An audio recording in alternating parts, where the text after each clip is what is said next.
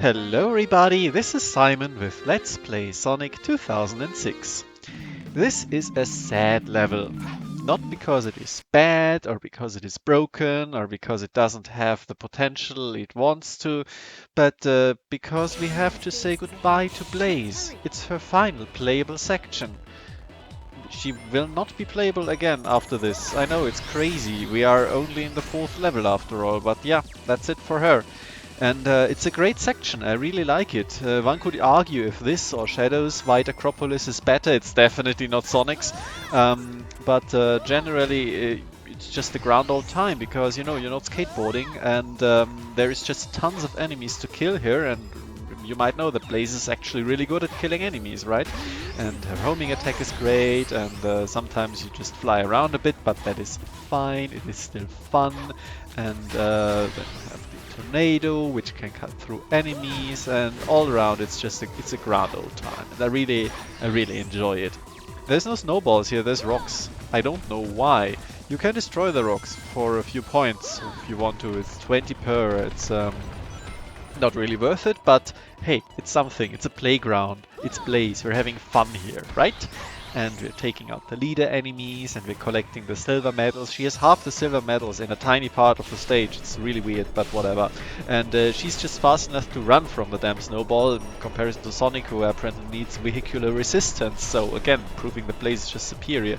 And she's good enough to get the silver medal pretty much every time if you stick to one side, which is also nice. I think I got lucky here because she is extremely hard to control here. If you want something that is not just running down a straight line, there is going to be a little bit extra afterwards, showing that off as best as I can, but really you need to try this out for yourself. It needs to be seen.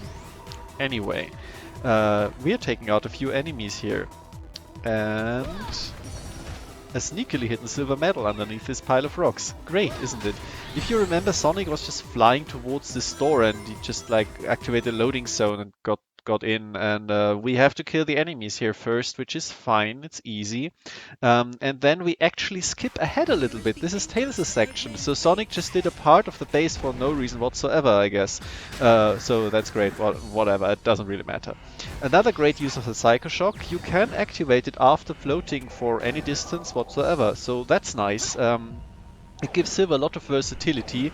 You can platform and then immediately lead into combat, because before we had the Psycho Shock we could not really do that. We had to land and then run next to the enemy to actually hit it, and then activate a melee attack, or land and wait for the enemy to fire, and while we were floating we were defenseless. But now we can just interrupt the float with a bash and just kill the enemy, and that's nice. And you should always do that. I'm going to demonstrate here why you should, because this doesn't really work what I'm trying to do here, and I'm sorry. I recently found out actually that Silver's grab hitbox is a little bit narrower than I always assumed. I thought that if you pick up his grab all upgrade, the power bracelet, that it increases the radius of your pickup, or maybe gives it a part behind Silver to pick up stuff. By the way, it's extremely hard to get on these boxes. I also failed this in my initial test recording, and I'm going to flub this up a little bit here, but just ignore that and listen to what I have to say otherwise. So anyway, the grab all, it does not do what I thought it does actually. I just recently learned this asking a few people. It gives you an entirely new ability which I have never seen in action, because I usually watch speedruns of this game for all the cool breaky stuff, and it's completely useless in speedruns. So I didn't know this while I was recording this, so I can't show it off in this video, but you can stay tuned for some interesting revelations which you also might never have seen before while I'm putting the Psyshock here through its paces. Again, there is a lot to learn about Silver, even at my advanced state of play, if I may claim so myself. For example, the general grab hitbox, yeah, it stays the same always, and it's a bit of a cone in front of Silver actually, so you never see it, and that's a bit of an issue. By the way, these spike balls, you need to use the spike balls, and you need to drop them to destroy the ice. Stumped me for quite a while when I was playing this casually. And that doesn't mean that you can't pick up rockets that are too close to you, and you can't pick up any projectiles that are behind you. That tripped me up a lot before I learned it actually, because I assumed that you just have to be close to them, but that something wasn't really working, but it's basically working as intended. I just didn't know what the intent was, basically. Like here, for example, it was, why doesn't he pick up the rockets behind him? And it's because they're behind him, and that's basically all there is to it. And this is something, a hard lesson, which I had to learn for the next boss. So you're going to see it in action there, and that means that after this video I'm much better at Silver, because I've gained vital understanding, which is pretty much everything you really need for this game to really enjoy it, I feel like. But I've said this quite a few times before, after all.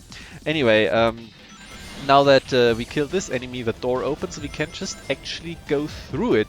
This means that when Sonic got basically teleported on the other side of the door after Tails opened the switch, which there was no switch here right now, he also could have just, I guess, went a few steps because he was following Tails anyway. But we will not question the Amigo logic here. This is a path down which madness lies.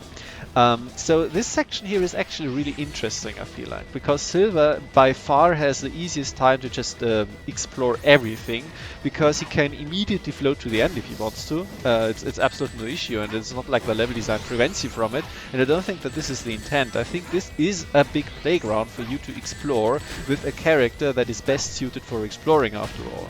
And there is tons of combat you can do here. It's all optional, like these guys here are just, you wouldn't have to bother. They give you points, yeah, easy points, as you can see, because the Psyshock is incredibly broken. It is completely busted. But I'm not gonna go to the leftmost part of the level because there is nothing interesting there. There is no silver medal there. But I did explore it while recording for the level, and I thought I could include it, but it's not super interesting. It's something you can do when you're playing for yourself, and it's fun. It's fun to see every corner of this level, and you can just go there, and you're not hampered by any weird pits or anything, or enemies on platforms that break down.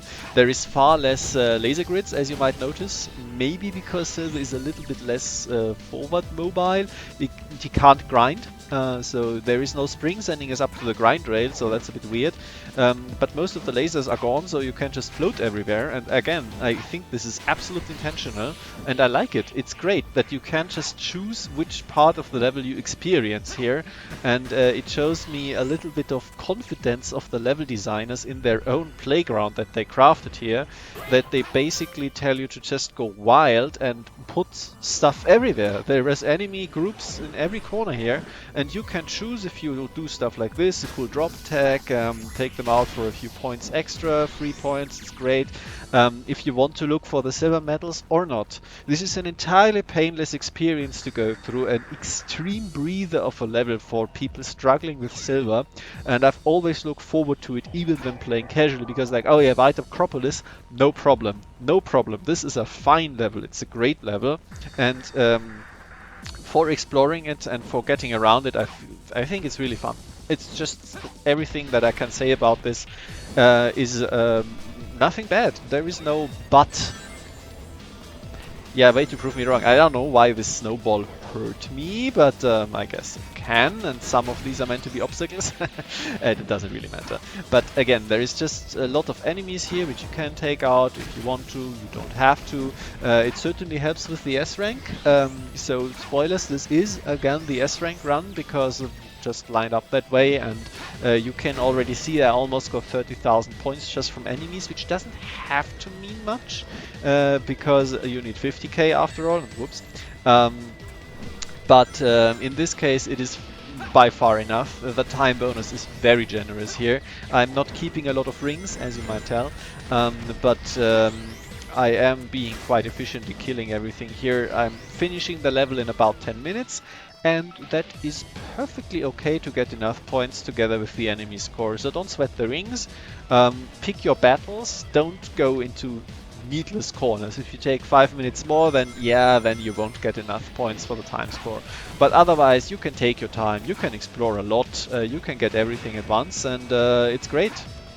I can only repeat myself, it's a fun level. It really plays to Silver's strengths, both in combat and in exploration, and if more levels were like this, they feel like, this one feels like it was made for Silver in a way.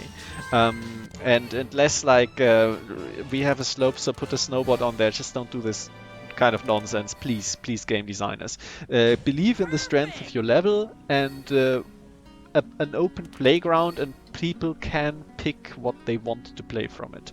And it works. It just works. I really enjoyed my time in here, and I'm sad that it's over, especially because we'll never see Blaze again. And yes, I'm gonna harp on that because it's just so sad. The next cutscene is really short and it's gonna end on a cliffhanger. Next time we're going to see what Silver and Blaze are so intimidated by. Stay tuned. Looks like we've arrived a little too late.